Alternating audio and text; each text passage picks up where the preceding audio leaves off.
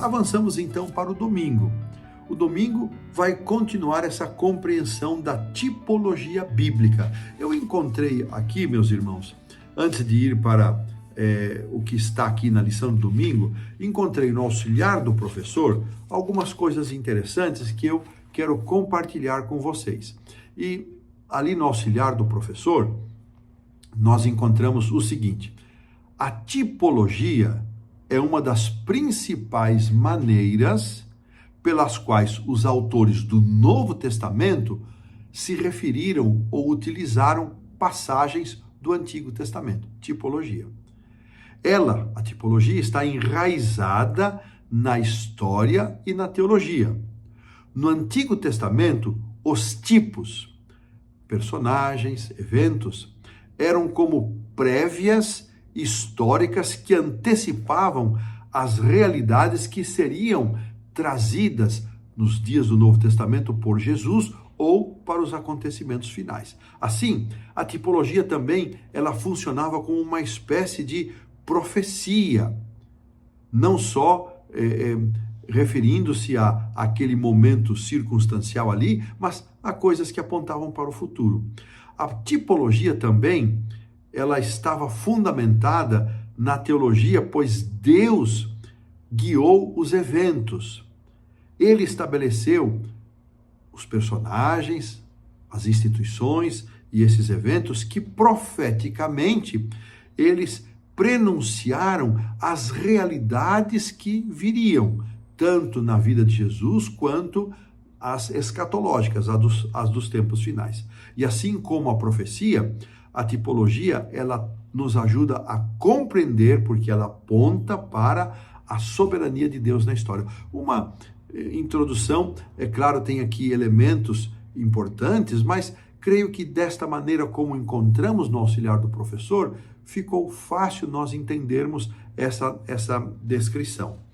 O estudo do livro de Josué, da vida de Josué e os personagens de Josué e os acontecimentos, eles nos oferecem uma excelente oportunidade de aprender sobre esse recurso, o recurso da tipologia, e eu espero que de fato a gente consiga aprender e dominar e ter clara compreensão do que isso significa, especialmente dos símbolos encontrados aí no livro de Josué.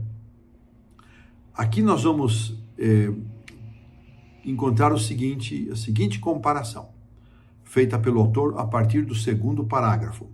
Tipologia, reafirmando o que nós já apresentamos, é uma forma específica de interpretação bíblica em que pessoas, eventos e eventos prefiguram a pessoa do Senhor Jesus ou outras realidades contidas no Evangelho e até os eventos finais. O tipo, aquilo que aconteceu no Antigo Testamento, corresponde ao antítipo, aquilo que iria acontecer, e para nós agora, que já aconteceu no Novo Testamento, ou que ainda vai acontecer nos tempos finais.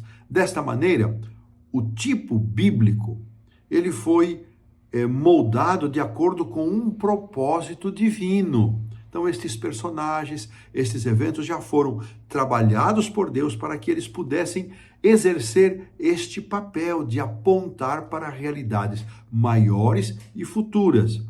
E como isso também nasceu na mente de Deus, ele vai além do Novo Testamento e ajuda-nos a ter compreensão, porque eles também apontam para os eventos finais.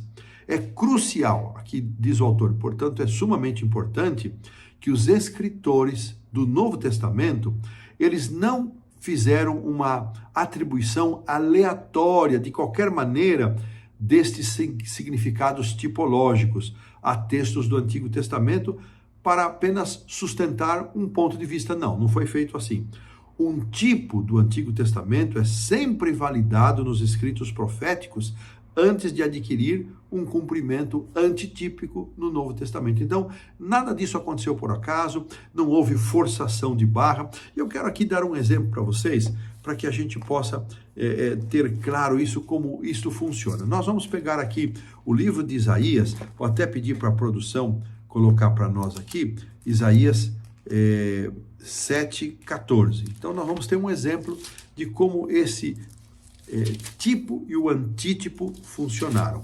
Aqui no capítulo 7, nós temos uma história interessante, onde o rei Acaz estava buscando ajuda humana para travar guerra entre Israel e a Síria. E Deus foi até Isaías, comissionou o profeta e diz, olha, ele não precisa buscar ajuda humana. Fala para ele pedir um sinal como prova de que eu vou ajudá-lo. E o rei não quis pedir. E olha o que nós encontramos, não quis pedir esse sinal, ele se recusou. E olha aqui o que diz o verso 14 do capítulo 7, a produção coloca para nós. Acaz recusou o sinal, mas aqui veio a mensagem. Portanto, o Senhor mesmo vos dará um sinal. Eis que a virgem conceberá e dará à luz um filho e lhe chamará Emanuel. Então diz, olha, você não quis o sinal, Acaz, mas mesmo assim eu vou dar. Uma criança vai nascer, essa criança vai chamar-se Emanuel.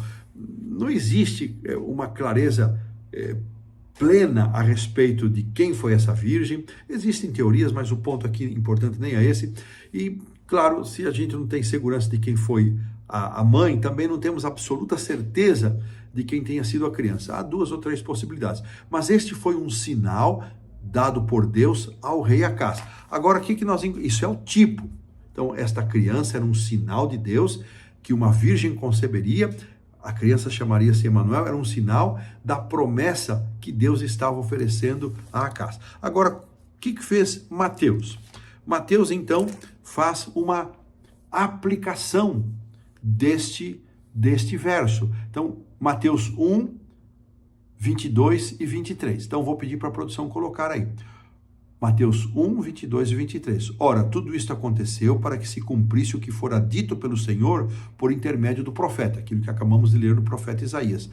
Verso 23. Eis que a virgem conceberá e dará à luz um filho, e ele será chamado pelo nome de Emanuel, que quer dizer Deus conosco.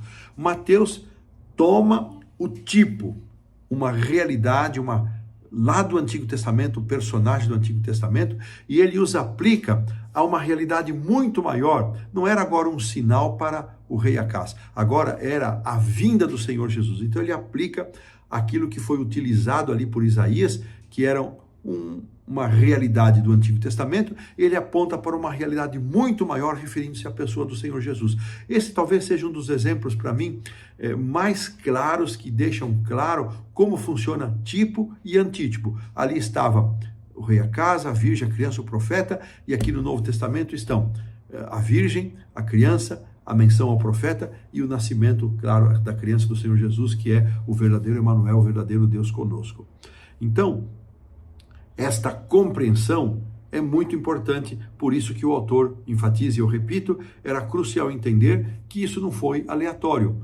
Deus já havia preparado de tal maneira que essa intervenção de Isaías ali junto ao rei Acaz, que ela já estivesse também apontando para a vinda e o nascimento do Senhor Jesus. Voltando, eu comecei com os parágrafos mais à frente, e agora faço menção. Aqui são mencionados textos de Romanos 5,14, 1 Coríntios 10, de 1 a 3, onde está o verso para memorizar, e Hebreus 8, 5 e o 9, 23.